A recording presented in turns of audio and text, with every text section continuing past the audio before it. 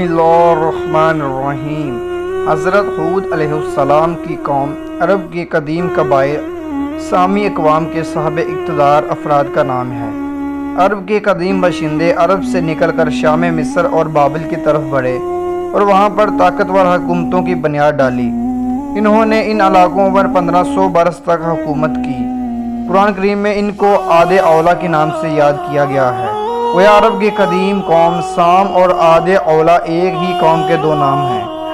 بنیادی طور پر عاد ایک شخص کا نام ہے جو بعض روایات میں حضرت نوح علیہ السلام کی چوتھی پشت اور بعض روایات میں 5ویں نسل سے ہے اور ان کے بیٹے سام کی اولاد میں سے ہیں۔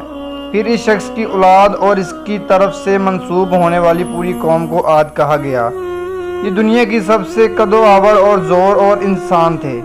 ان کی طاقت کے بارے میں کہا جاتا ہے کہ وہ ایک ہاتھ سے ہی درخت کو جڑ سے اکھاڑ دیتے تھے، کبھی بوڑھے نہیں ہوتے تھے۔ اللہ تعالیٰ نے قرآن کریم میں فرمایا، ان جیسی قوم اور ملکوں میں پیدا نہیں کی گئی۔ قوم عاد کا زمانہ 2000 سال قبل مسیح مانا جاتا ہے، جبکہ اس کا وجود پہلی صدی عیسوی تک رہا۔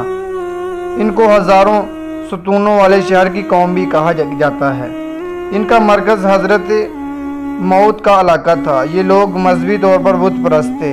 بعض روایات میں ہے کہ وہ بلند ستونوں والے خیموں میں رہتے تھے، جبکہ کچھ مفسرین کا استدلال ہے کہ انہوں نے پہاڑوں کو کاٹ کر عالیشان محل بنائے ہوئے تھے۔ اس فنکاری میں ان کا کوئی ثانی نہیں تھا۔ قوم عاد کی زمینیں سرسبز و شاداب تھیں اور باغات سے بھری ہوئی تھیں۔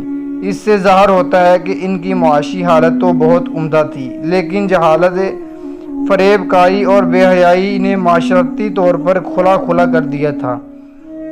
اللہ تعالیٰ نے ان کی اصلاح اور سچے دین کی طرف لوٹنے کے لیے حضرت ہود علیہ السلام کو مبعوث فرمایا۔ اللہ تعالیٰ نے سورۃ الاعراف میں فرمایا ہے، اور ہم نے عاد کی طرف ان کے ہم قوم ہود کو بھیجا۔ انہوں نے کہا کہ میری قوم خدا ہی کی عبادت کرو، اس کے سوا تمہارا کوئی معبود نہیں۔ مگر انہوں نے خدا کے پیغمبر کو جھٹلا دیا اور ہدایت قبول کرنے سے انکار کر دیا، جس پر اللہ تعالیٰ نے ان پر عذاب الہی نازل کیا۔ ایک ہفتے تک تند اور تیز ہوا کے طوفان اٹھے اور عاد اور ان کی آبادیاں تہو بالا ہو کر رہ گئیں۔ 7 دن تک جاری ریت کے طوفان میں سب لوگ ہلاک ہو گئے۔ صرف حضرت ہود اور ان کے چند اصحاب جنہوں نے امن کی جگہ پناہ لی تھی بچ گئے۔ اس واقعے کے بعد حضرت ہود علیہ السلام حضر موت چلے گئے اور اپنی وہاں باقی عمر گزار دی۔